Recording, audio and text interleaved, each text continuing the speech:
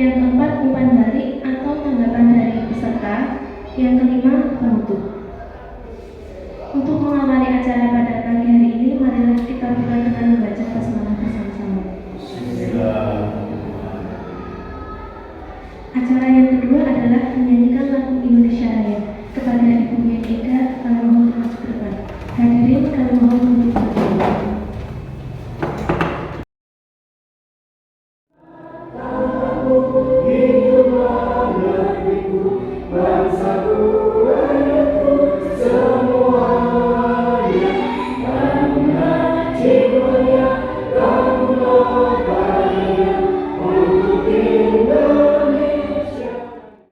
Sambutan dari Bapak Kepala Sekolah SDN 02 Ploso.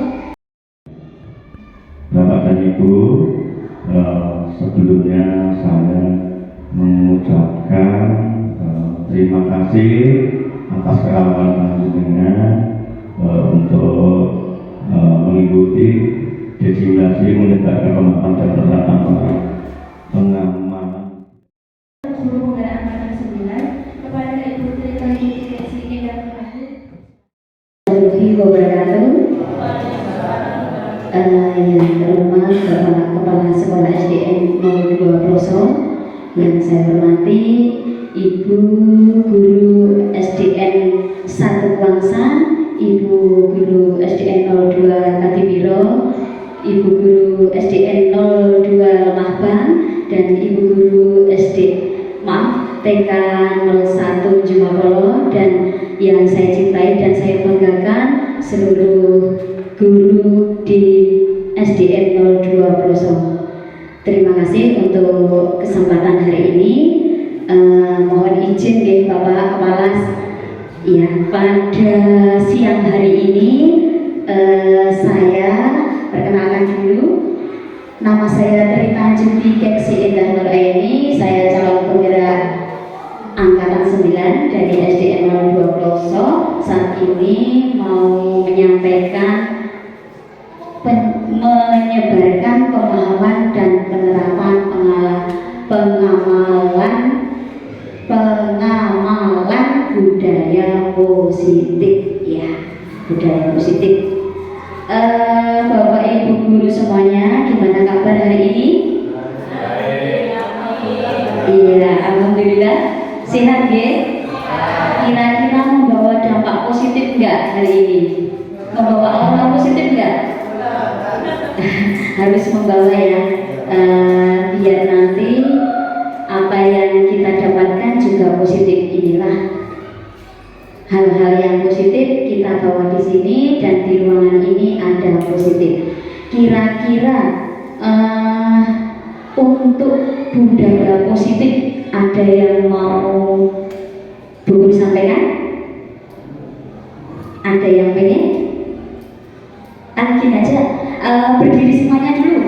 Kayaknya perlu agak iya, kita belajar bersama ya. Jadi saya sharing dari pengalaman dari mempelajari modul dari CGP. Jadi ini kami sampaikan, khususnya saya dapat tugas. Jadi nanti sekiranya yang saya sampaikan saling menguatkan, saling menambahi gitu ya. Nah sekarang gini aja, biar tambah semangat. Tepuk guru, semangat, budaya positif, oke. Oke, ulangi ya. Tepuk guru, semangat, budaya positif, oke. Oke, terima kasih. Silakan duduk semuanya, Bapak Ibu semuanya. Tepuk tangan untuk kita semuanya. Semangat ya, walaupun nanti butuh waktu yang lumayan agak lama dengan materi panjang. Saya mohon nanti semoga dan tidak membosankan, gitu ya. Dianggap santai aja. Oke, untuk penyebaran positif kira-kira ini tadi sebelumnya belum disampaikan, nggak apa-apa. Pengertian budaya positif sekolah. Budaya positif merupakan perwujudan nilai-nilai kebajikan universal yang harus diterapkan di sekolah. Kebiasaan-kebiasaan yang berkembang di sekolah secara tidak langsung menjadi cermin dari tujuan mulia, yaitu nilai-nilai yang diyakini oleh sekolah. Maka dari itu diperlukan upaya untuk menciptakan lingkungan positif agar dapat membentuk budaya positif. Hal ini merupakan proses pendidikan yang harus dijalani. Untuk itu kita harus sadar peran dan tanggung jawab guru sebagai pemimpin pembelajaran. Jadi sebagai pemimpin pembelajaran kita harus mampu menciptakan budaya lingkungan positif. Kalau lingkungannya sudah positif, berarti nanti budayanya akan positif. Nah, dari konsep inti budaya positif ini ada 7. Nanti kita mulai dari perubahan paradigma belajar, disiplin positif, motivasi perilaku manusia, kebutuhan dasar, posisi kontrol, keyakinan kelas, segitiga restitusi. Ini kalau dipelajari itu sebenarnya membutuhkan waktu sangat lama untuk mendalami secara keseluruhan, tapi kita paling tidak memahami secara sedikit dulu. Semoga nanti dari sekian ini sedikitnya kita paham budaya positif apa yang harus kita terapkan di sekolah kita. Gitu ya Bapak Ibu semuanya? Nah, oke. Nah, pembelajaran diferensiasi sehingga para peserta didik belajar sesuai kebutuhannya berdasarkan tahap perkembangan sesuai teori psikologi modern untuk mewujudkan profil pelajar Pancasila. Profil pelajar Pancasila itu ada berapa? Nah, ya. Oke, biar tambah semangat lagi kita nyanyi ya. Ya, kita berdiri. Ada gerakannya untuk profil pelajar Pancasila. Bisa diikuti dengan saya ya.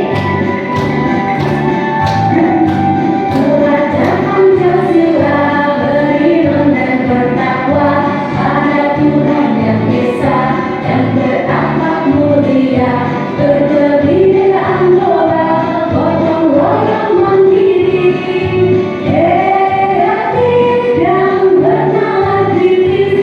Pelajar Pancasila beriman dan bertakwa pada Tuhan yang Esa dan berakhlak mulia, berkebinekaan global, gotong royong mandiri, kreatif dan bernalar kritis.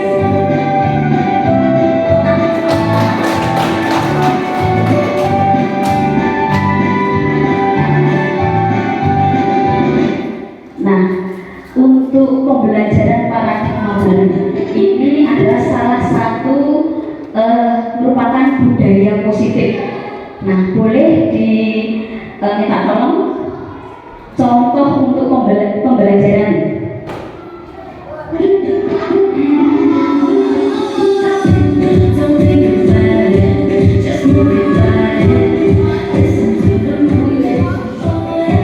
Nah, ini dimulai dari anak-anak belajar mandiri.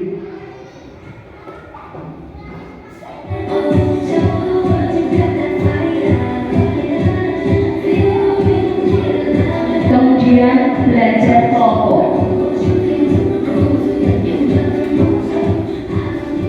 Nah, kira-kira untuk budaya positif dari pembelajaran paradigma baru ini, profil pelajar Pancasila dari tadi lihat sepintas, adakah yang dilihat, adakah nilai-nilai profil yang ada di situ? Mungkin Bu Eka?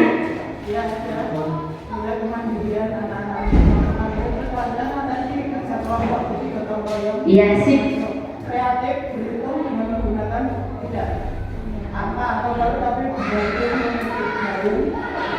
Ya, betul sekali. Tepuk tangan untuk Bu Eka. Jadi untuk salah satu dari pembelajaran itu yang budaya positifnya kita ambil dari saat kita pembelajaran ya tiap hari. Entah itu dari kita mulai pembelajaran itu ketuhanan yang Maha Esa, kita mulai dengan kemudian kreativitas dari kita anak-anak kreatif, mandirinya kita pada anak-anak mandiri, kemudian saat belajar kelompok adalah gotong royong. Jadi setiap hari itu sebenarnya tanpa kita sadari itu profil pelajar Pancasila itu sudah masuk dalam pembelajaran. Gitu ya Bapak Ibu. Ya, sambil menunggu menyala. Oke, yang kedua adalah disiplin positif.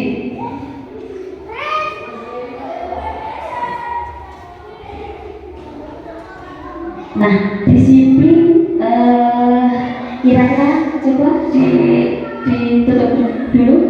Disiplin, adakah yang mau menyampaikan disiplin itu kira-kira apa? Menurut jenengan? Saya Bu. Iya. Tertib. Oh ya, tertib. Ada lagi? Ya, belajar. Oke, semuanya benar. Disiplin itu adalah tertib, terus belajar. Jadi kita belajar untuk membiasakan diri untuk tertib. Itu adalah salah satu disiplin positif. Disiplin berasal dari kata disiplina yang berarti belajar. Disiplin mengacu pada disiplin diri yang memiliki tanggung jawab terhadap apa yang dilakukannya berdasarkan nilai-nilai yang diyakini.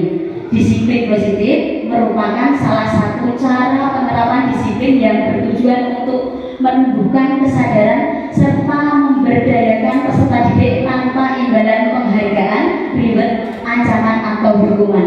Jadi anak-anak jika dia itu disiplin itu seumpama seperti ini, anak-anak masuk tepat waktu itu bukan dalam hatinya, itu bukan karena ingin mendapatkan penghargaan. Itu yang kita harapkan di budaya positif kita ya. Jadi bukan karena takut sama guru, nanti kalau ketemu sama Mas Tope, Pak Tope nanti tidak dimarahi kalau terlambat. Jadi budaya positif yang tertanam adalah salah satunya adalah disiplin positif. Itu dilakukan karena kesadaran, bukan karena pengen mendapatkan penghargaan, ancaman ataupun terlambat dapat hukuman, bukan karena itu. Jadi kesadaran adalah nomor pertama. Jadi disiplin positif itu tujuannya adalah membuka kesadaran serta memberdayakan peserta didik tanpa melihat. Jadi bukan karena pengen dapat hadiah, pengen dapat ujian, pengen dapat menghindari hukuman. Jadi memang dasarnya sadaran diri. Oke? Kira-kira setuju tidak? Nah, setuju ya? Jadi salah satu budaya positif itu adalah disiplin positif. Itu contohnya.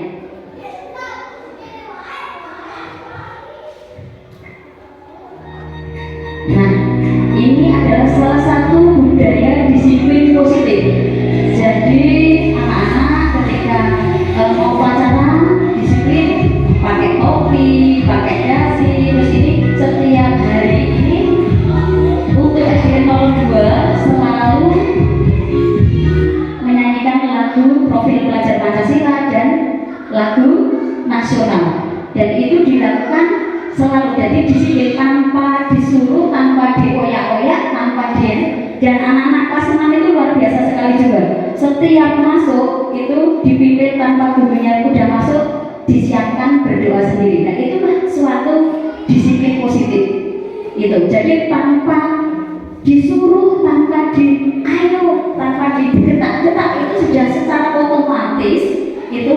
Nah itu salah satu kita terapkan di sekolah ya. Bapak Ibu guru kira-kira setuju enggak kalau suatu kebiasaan itu sebenarnya menimbulkan disiplin positif? Kalau pertama memang kita tuntun, tapi setelahnya kita lepas akan menjadi suatu kebiasaan, gitu ya? Setuju? Ya.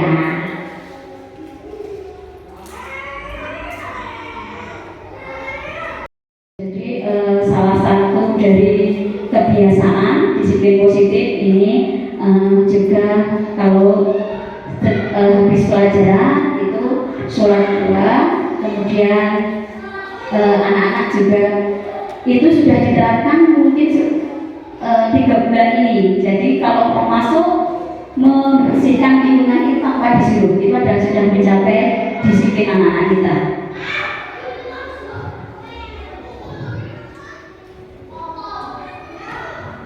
Yang ketiga adalah motivasi perilaku manusia. Nah, motivasi merupakan perilaku pada diri pada seseorang secara sadar atau tidak sadar untuk mencapai tujuan tertentu. Jadi motivasi ini timbul ada pada diri kita untuk mencapai tujuan tertentu. Motivasi perilaku manusia itu untuk menghindari ketidaknyamanan hukuman itu mungkin karena motivasinya seperti itu muncul pada anak-anak sekarang ini juga ada. Nah, bagaimana biar anak-anak itu memiliki motivasi tanpa melihat dengan biar tidak dihukum. Jadi PR kita semua sebagai guru untuk memotivasi anak bahwa budaya positif itu memiliki suatu motivasi tapi ada di dalam hati kita. Jadi bukan karena hukuman atau bagaimana.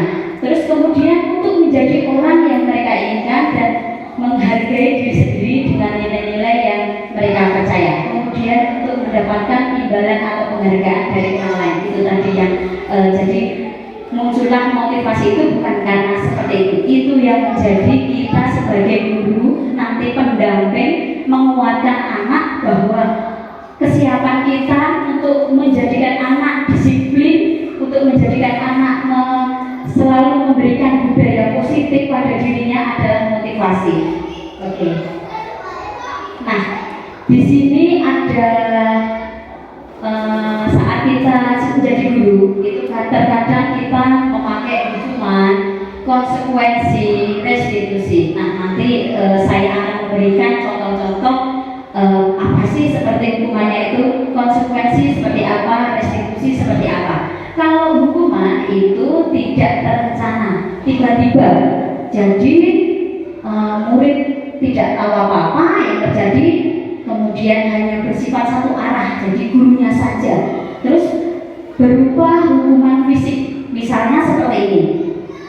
Misalkan ada satu anak, misalkan namanya Olin.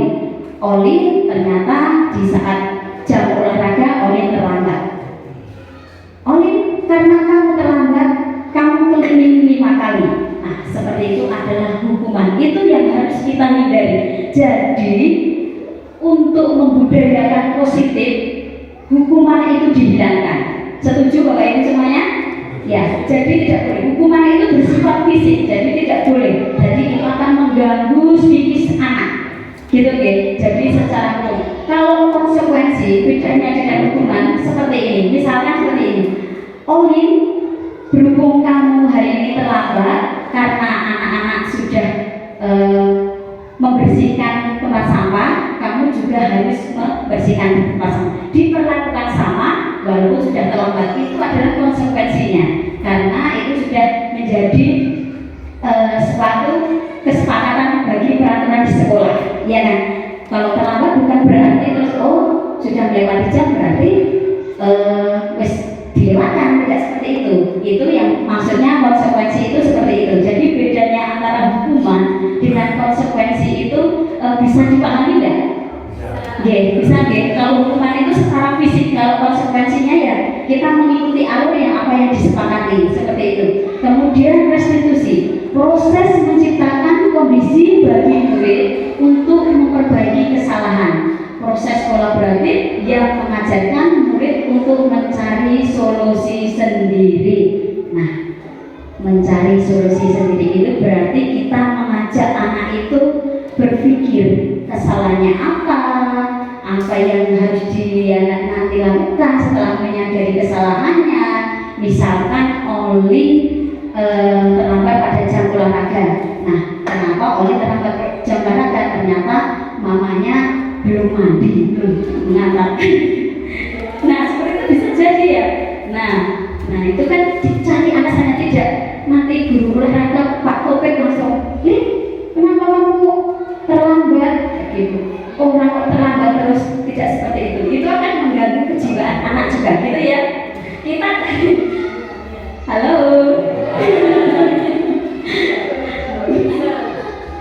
Ada yang lucu? Ada bayangan nggak sampai pada kita tadi ketiga ya? Ada bayangan nggak? Oke.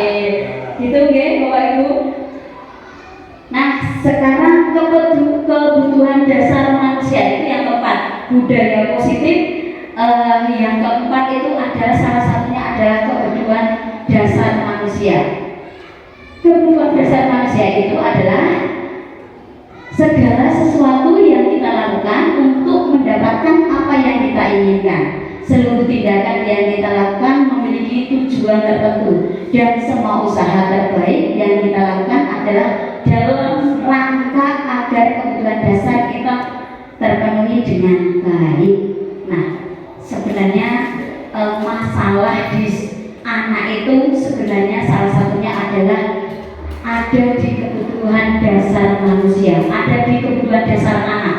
Anak itu budaya negatif ataupun hal negatif yang terjadi pada anak itu sebenarnya ada di kebutuhan dasar manusia. Kebutuhan dasar manusia itu ada 5, yaitu bertahan hidup seperti makanan, pakaian, tempat tinggal, keamanan, dan kesehatan. Terus kemudian penguasaan, harga diri, keinginan, dianggap memimpin, berprestasi, diakui dan didengar. Kemudian untuk kesenangan adalah bermain, humor, antusiasme, tertawa. Kemudian kasih sayang dan rasa diterima adalah rasa diterima, dipedulikan, bekerja sama, menjadi bagian di kelompok. Kebebasan, mandiri, memiliki pilihan, mencoba hal yang baru, mampu mengendalikan arah dan 5 kebutuhan dasar ini yang bertahan hidup itu lebih ke kondisi fisik ya. Misalkan seperti ini, anak tidak memiliki baju yang bagus. Nah, anak orang pede di sekolah, anak tidak membawa bekal karena tidak mempunyai makanan di rumah. Itu adalah salah satu permasalahan pada anak. Maka kita harus sebagai guru itu memahami kebutuhan apa yang ada pada anak. Nah, ini salah satunya seperti itu. Ternyata kok anak ini orang ceria di sekolah, anak ini kok sepertinya minder itu. Jadi kita mulai menggali anak ini sebenarnya apa sih. Ternyata salah satunya adalah kebutuhan dasarnya itu belum terpenuhi. Itu adalah salah satu permasalahan yang ada pada anak. Kemudian untuk penguasaan harga diri, keinginan untuk dianggap, ini biasanya terjadi pada anak yang mempunyai yang pintaran lebih. Terkadang kita memperlakukan sama, tapi dia lebih ingin unggul, ingin kelihatan, terus ingin diakui. Kadang biasanya ketua kelas, kayak aku jadi ingin ketua kelas lah, ingin menguasai, kadang ingin menguasai. Ayo kabeh manut aku. Terus aku terkadang terlihat ketika biasanya bijinya 100, terus bijinya jadi kecil, itu biasanya dia jadi nggak senang. Ya, nah itu adalah suatu permasalahan gitu loh. Jadi kita harus mampu mengetahui kebutuhan apa sih anak ini, kenapa seperti ini, kenapa berubah ini. Biasanya anak seperti ini yang memiliki lebih keinginan untuk dianggap itu lebih. Itu biasanya yang anaknya yang berprestasi, pengen diakui, pengen didengar, itu biasanya seperti itu. Kemudian kesenangan. Nah, anak itu kadang saat kita di kelas itu ada yang senang menggambar, ada yang nggak senang matematika. Nah, itu yang terjadi pernah kemarin Pak Taufik juga, anak itu mau melompat. Ternyata setelah Pak Taufik tanyain kenapa, dia itu ternyata menghindari matematika. Iya Pak Taufik ya. Nah, itu adalah bagaimana guru itu menggali suatu anak. Oh, ternyata anak itu kebutuhannya karena dia kesenangannya berbeda. Nah, ini bagaimana cara kita sebagai murid ya, sebagai guru juga, sebagai guru maksudnya itu membuat pembelajaran yang menarik biar anak itu tidak takut akan matematika. Permasalahan pada anak dan kebutuhan yang anak. Kemudian kasih sayang dan rasa diterima. Ini terjadi di kelas 4 saya. Ada murid baru namanya Desi, Bapak ya. Itu adalah pindahan dari SD lain. Di sana karenanya sering dibully karena pembelajarannya selalu terlambat. Nah, setelah di sini saya mencoba menggali apa sih permasalahannya, kenapa harus pindah, apa yang ternyata dia hanya butuh pengakuan.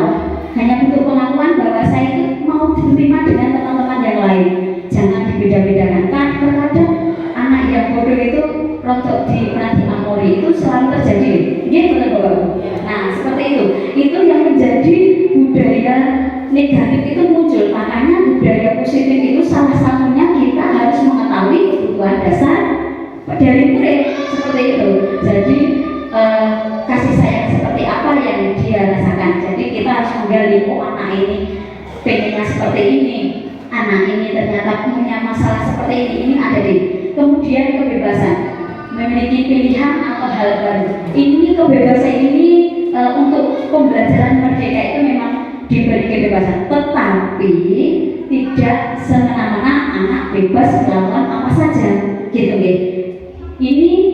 Ini lebih ke anak-anak itu diberikan kemerdekaan dalam mengungkapkan gagasan. Misalkan kita sebagai guru tidak hanya berpaku, loh ini kerjakan, tetapi gimana anak dipesertakan, anak dipesertakan. Jadi anak itu mengungkapkan pendapat, Bu, kira-kira seperti ini Bu, oh ya bagus juga Bu, pakai ini saja Bu, oh boleh. Nah, misalkan seperti itu menggambar, Bu, menggambarnya sekali-kali juga. Nah, anak-anak itu dilibatkan dalam setiap pembelajaran. Jadi ini adalah kebebasan itu merupakan suatu pilihan. Jadi anak-anak mempunyai pemikiran yang bisa diungkapkan dan guru mau menerimanya. Oke? Ada mungkin dari sini sampai 5 ada budaya positif yang sudah dipahami. Rata jenuh ya? Oke. Sekarang next, posisi kontrol. Nah, lanjut. Nah, posisi kontrol itu ada 5, yaitu penghukum, pemantau, pembuat rasa bersalah, teman, dan manajer. Penghukum. Mungkin bisa diilustrasikan dengan next. Nah, ini adalah contoh penerapan posisi kontrol, yaitu Vina sering datang terlambat sekolah. Vina sering terlambat sekolah. Agak dibesarnya Mbak. Vin, kenapa sih hari ini kamu terlambat lagi? Udah berkali-kali. Kenapa? Kenapa sih kamu TV sampai malam hari? Diulangi lagi, kan itu tidak ada jalan-jalannya karena seperti itu. Sekarang ayo sekarang sampai 1 jam belum bendera. Nah, Vina, kenapa kamu terlambat lagi? Orang kok nggak jelas-jelas. Seperti itu kira-kira kembali ke belakang Mbak. Kira-kira masuk dalam posisi apa? Penghukum, karena tadi suruh hormat. Jadi penghukum itu lebih ke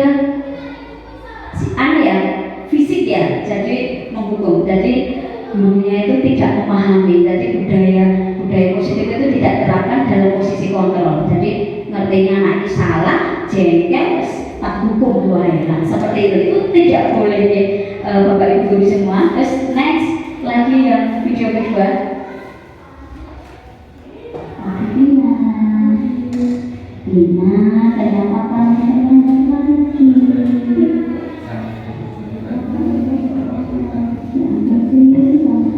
Kasihan sama guru.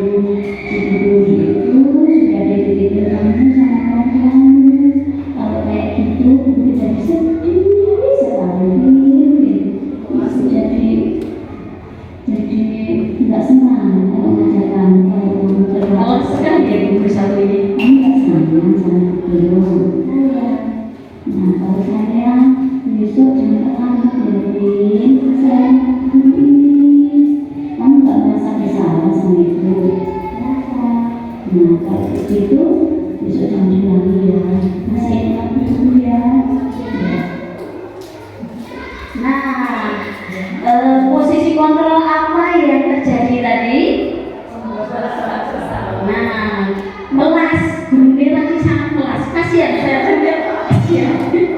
Iya kan? Win, apa kamu gak kasihan? Membalas kasihan itu gak penting sebenarnya, gitu ya. Membalas kasihan jadi membuat anak merasa bersalah itu sangat mengganggu. Jadi anak itu akan menjadi tidak percaya diri, terbebani seperti itu. Itu yang tidak harus dilakukan. Ketika anak itu terlambat, itu jangan membuat hukuman. Itu yang tadi contohnya, jangan membuat anak itu bersalah. Itu yang saya pelajari di guru penggerak ini, Bapak Ibu. Mungkin semoga saja setuju semuanya. Setuju? Ya, jadi jangan membuat anak itu bersalah. Vin, apa kamu itu enggak kasihan sama saya? Saya itu selalu dimarahin Pak Kepala Sekolah, katanya, guru ya bisa didik Vina itu, masuk terlambat terus dibiarkan saja. Nah, seperti itu. Gitu nggih? Ada gambaran? Oke, kita lanjut lagi.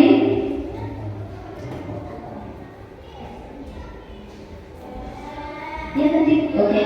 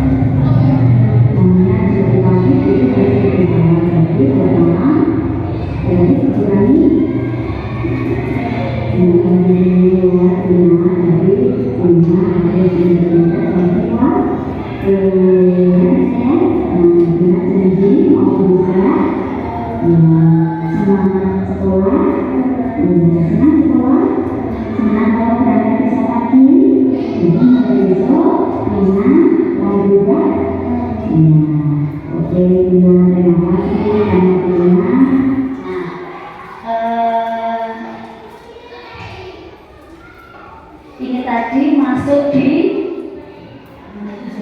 ya, apa masuk di mana? Manajer ya. Sebagai guru itu harus mengetahui alasannya apa, kenapa, terus anak digali kok bisa terlambat itu karena apa? Anak bisa menyadari karena bangun kesiangan. Kesiangannya itu karena apa? Lah, anak jadi tahu karena tidurnya kemalaman. Dan tidurnya kemalaman itu karena apa? Karena nonton TV.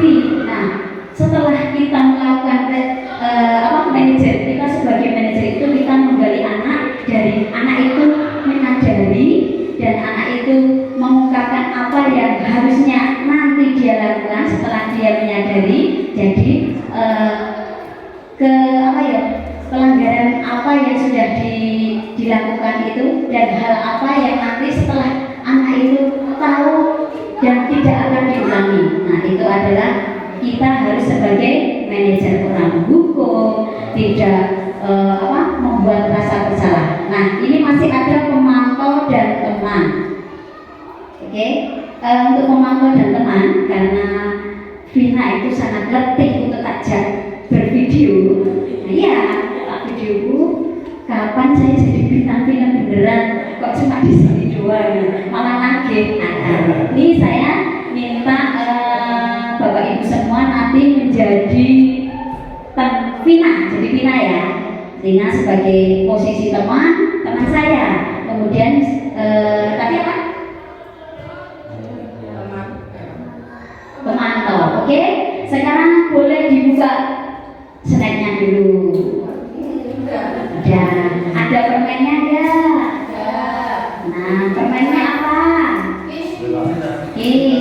ada yang beda selain Kesna. Yang Yubi itu adalah spesial. Yang Yubi adalah spesial. Pak Kepala Sekolah apa? Oke, jadi saya minta 2 sebagai Vina. Gimana? Setuju? Yang Yubi ya.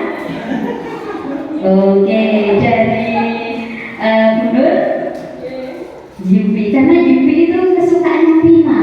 Tak tanya, Vin, kamu suka permainan apa? Yubi, oh ya udah, nanti ada pengganti kamu karena kamu sudah letih bervideo. Nah, monggo Bu.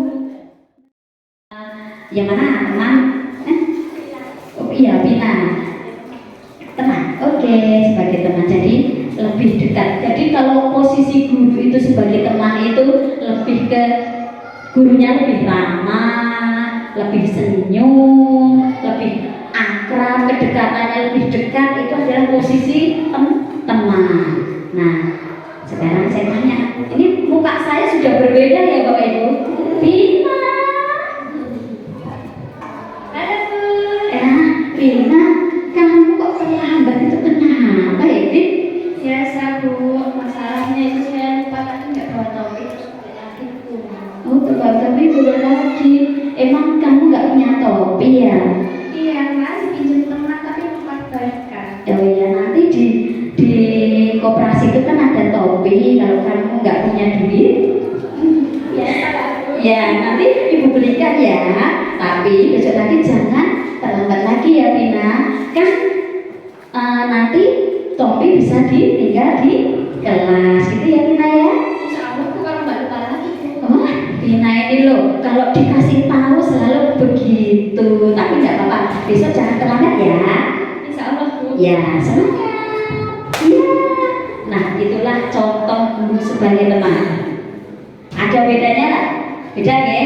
Nah, sekarang pemantau. Ayo. Saya sebagai pemantau. Tidak jauh dengan penghukum, tapi pemantau lebih lihat ke konsekuensi. Gitu ya. Itu perbedaannya antara penghukum, pemantau, pembuat rasa bersalah, teman dan manajer. Vina, iya Vin, kenapa kamu terlambat? Hari ini saya saya kesiangan. Kesiangan, nonton apa Vin tadi Tadi malam? malam itu saya nonton TV gitu. Nonton TV apa? Sama main PS gitu. Aduh, PS-nya, besok-besok PS-nya itu jangan dibuat mainan. Kalau main itu hari siang ya. Itu ya betul. Tapi ada yang betul. Saya suka itu. Nah, sukanya itu boleh Vina harus mengatur waktu ya. Nah, Vina, berhubung hari ini kamu terlambat, teman-teman yang lain sudah mengerjakan tadi matematika. Nanti setelah istirahat, Vina jangan istirahat dulu, tapi harus mengerjakan matematika sampai selesai ya, sama dengan teman yang lain. Iya Bu Guru. Ya. Nanti saya mengerjakan guru. Saya tidak istirahat Bu. Iya, enggak istirahat kan harus sesuai dengan konsekuensinya kan sudah dengan kesepakatan bahwa anak harus mengerjakan sesuai dengan perintah guru, maksudnya pekerjaan harus diselesaikan. Oke? Iya. Ya, oke. Makasih Vina. Iya. Nah, bisa membedakan enggak Bapak Ibu semuanya? Nah, sebagai penghukum, pemantau, pembuat rasa bersalah, teman dan juga manajer. Beda ya? Oke? Sekarang next lagi. Kita ke ini sudah. Kok kesini? Salah satu budaya positif yang ada di sekolah itu ada di keyakinan kelas. Next. Nah, menurut Gusin 1998, suatu keyakinan akan lebih memotivasi seseorang dari dalam atau memotivasi secara intrinsik. Seseorang akan lebih tergerak dan bersemangat untuk menjalankan keyakinannya daripada hanya sekedar mengikuti serangkaian peraturan. Murid-murid pun demikian, mereka perlu mendengarkan dan mendalami tentang suatu keyakinan daripada hanya mendengarkan peraturan-peraturan mengatur mereka harus berlaku begini, begitu, dan seterusnya. Seperti itu. Nah, keyakinan kelas itu seperti apa sih? Nah, keyakinan kelas itu bersifat abstrak, berupa pernyataan universal, dibuat dalam pernyataan yang positif, sedikit saja agar mudah diingat, sesuai dengan kondisi kelas dan sekolah hingga mudah diterapkan. Semua warga telah dilibatkan dalam pembuatan keyakinan kelas. Jadi, salah satu budaya positif itu adalah pembentukan keyakinan kelas. Misalnya seperti apa sih? Ya, coba contoh keyakinan kelas. Nah,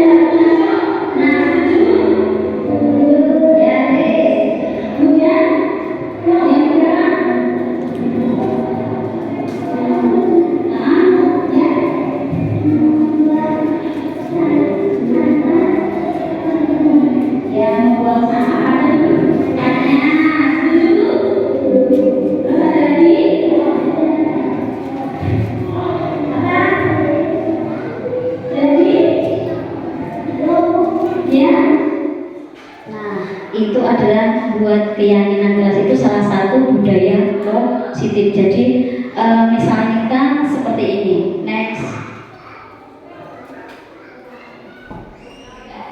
Nah, ya, selain yang disebutkan saat tadi, bisa jadi memakai seragam sekolah sesuai jadwal. Itu adalah salah satu keyakinan kelas. Ini menimbulkan budaya positif tidak?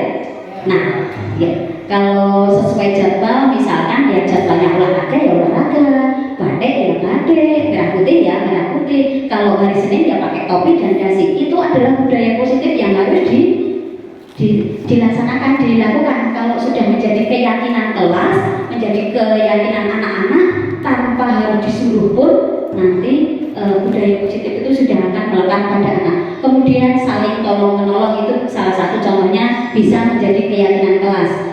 Saling tolong menolong seumpama dalam kerja kelompok, saling kerjasama. Mungkin kemarin anak-anak novel ini pun inisiatif anak kotor ya anak, kita ya bu kerja dengan kerjasama sendiri dari ada niat dari anak-anak itu untuk membersihkan, itu saling tolong menolong, membantu. Jadi tidak ada anak yang tidak menolong. Itu bisa dimasukkan dalam keyakinan kelas. Kemudian menjaga kebersihan, seperti yang sudah menjadi keyakinan kelas SD 02 setelah sebelum masuk, karena SD 02 sebelum masuk kelas itu selalu apel, menyanyikan lagu kebangsaan, menyanyikan lagu profil pelajar Pancasila.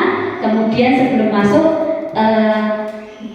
memungut sampah di sekitarnya ke tempat sampah. Itu adalah salah satu keyakinan kelas adalah menjaga kebersihan dan datang tepat waktu. Ini salah satu tadi keyakinan kelas, datang tepat waktu itu merupakan salah satu budaya positif juga karena membuat anak menjadi disiplin. Yang tadi ada contoh Vina yang ternyata melanggar keyakinan kelas.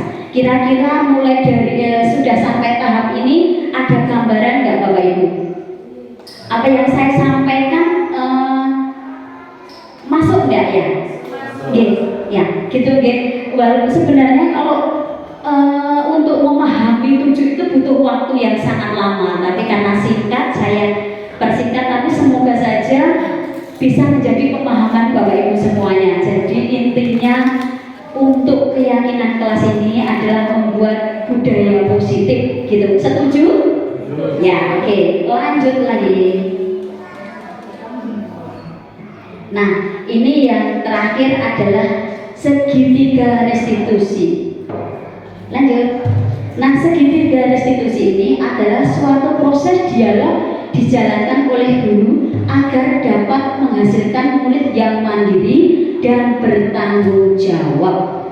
Nah, ada 3. Jadi yang pertama adalah menstabilkan identitas. Yang kedua, memvalidasi tindakan yang salah. Yang ketiga, menanyakan keyakinan. Kira-kira dari yang tadi video-video tadi ada nggak salah satu yang masuk di segitiga restitusi? Yang mana?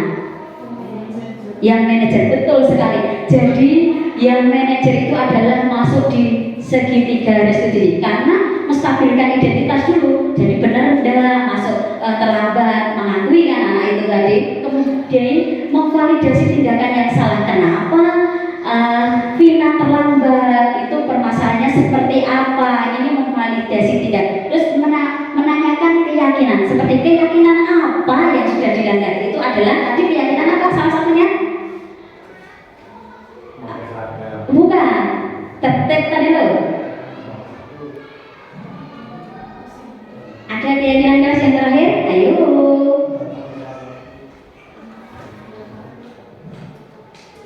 Mana? Salah satu dari keyakinan kelas tadi yang sudah saya sampaikan, mungkin benar? Datang tepat waktu, itu adalah menanyakan keyakinan. Jadi Vina tadi melanggar keyakinan kelas yang apa? Melanggar apa? Datang tepat waktu, berarti kan karena terlambat berarti melanggar keyakinan kelas adalah datang tepat waktu. Ada gambaran Bapak Ibu semuanya? Oke. Nah, segitiga restitusi tadi sudah saya sampaikan, menstabilkan identitas berdasarkan prinsip membuat kesalahan adalah bagian dari proses pembelajaran. Jadi anak ketika dia merasa bersalah, bukan merasa bersalah ya, melakukan kesalahan itu tahu apa yang dia lakukan salah, itu adalah proses suatu pembelajaran.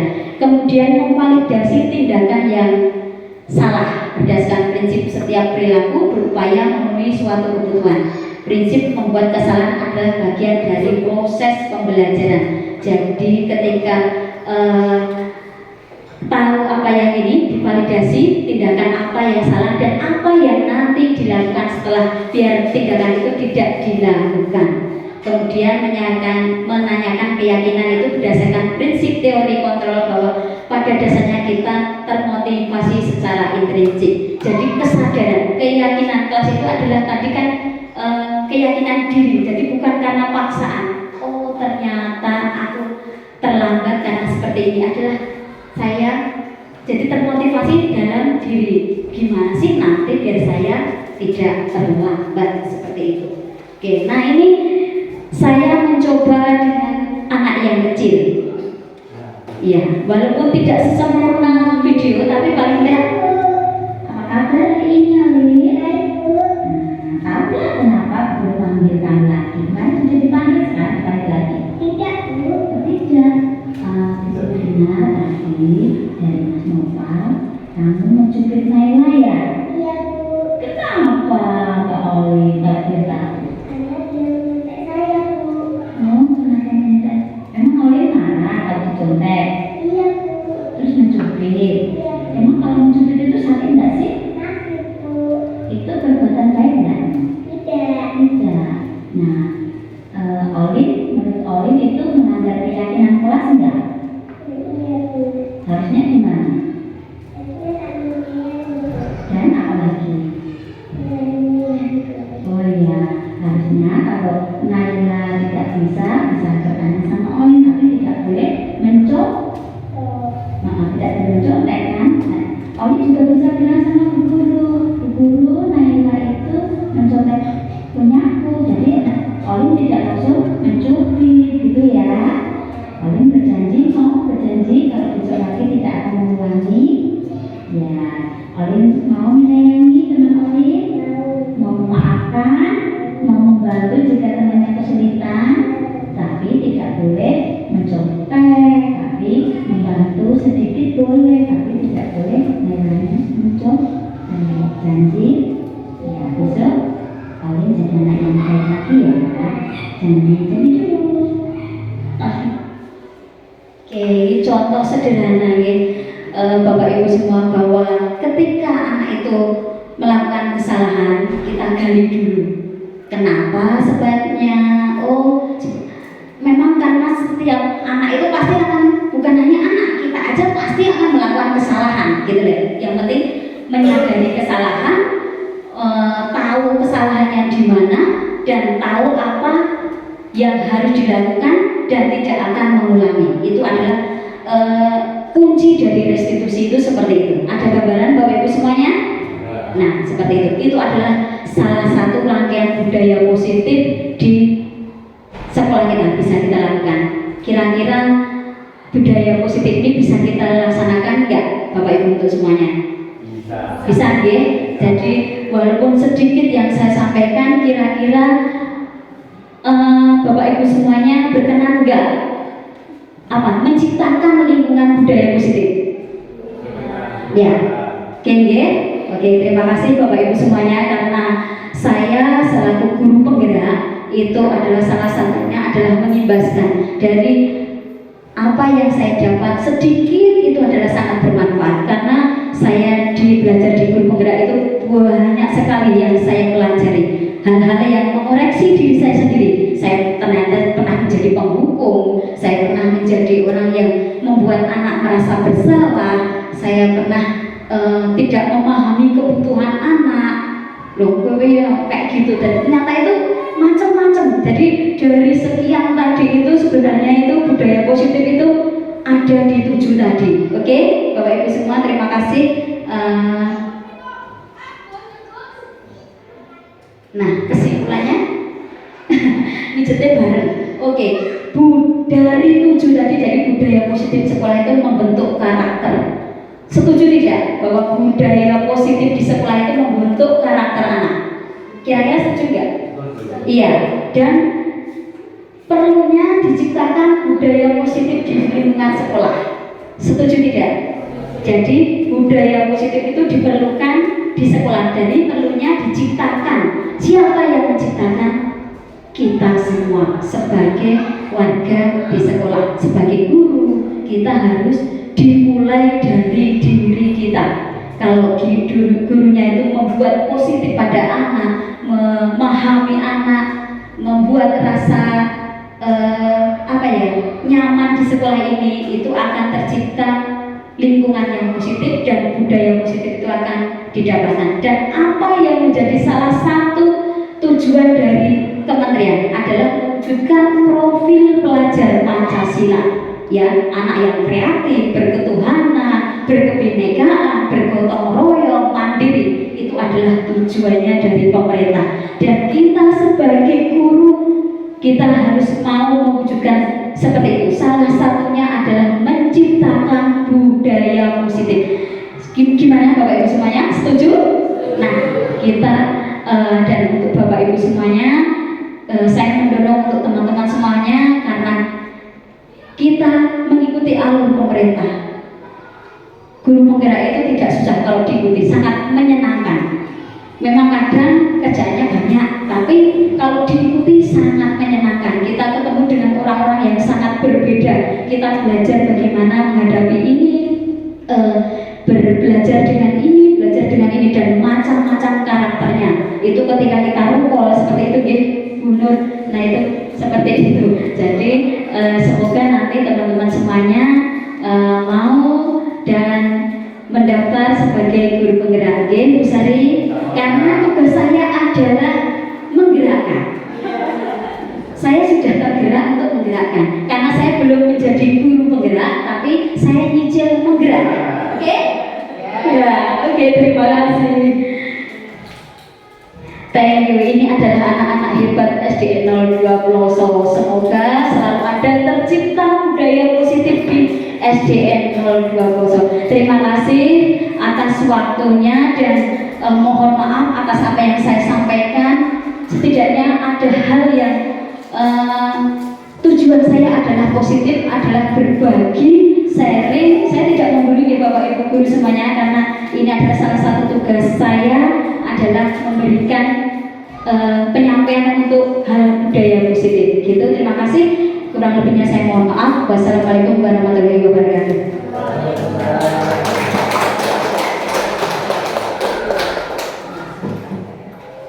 Terima kasih Ibu Tri Sanjuti yang telah menyampaikan. Maaf saya bicara yang kedua. Terima kasih kepada beliau Ibu Tri Sanjuti. Terima kasih untuk pemaparan budaya politik di SDN 02 Ploso. Sangat membawa kemajuan. Insya Allah dengan kehadiran Bu Tri Sanjuti dari guru penggerak, untuk kedepannya SDN 02 Ploso lebih maju dan lebih kreatif lagi. Mudah-mudahan ini bisa tercapai atas kerjasama dengan teman-teman semua. Karena itu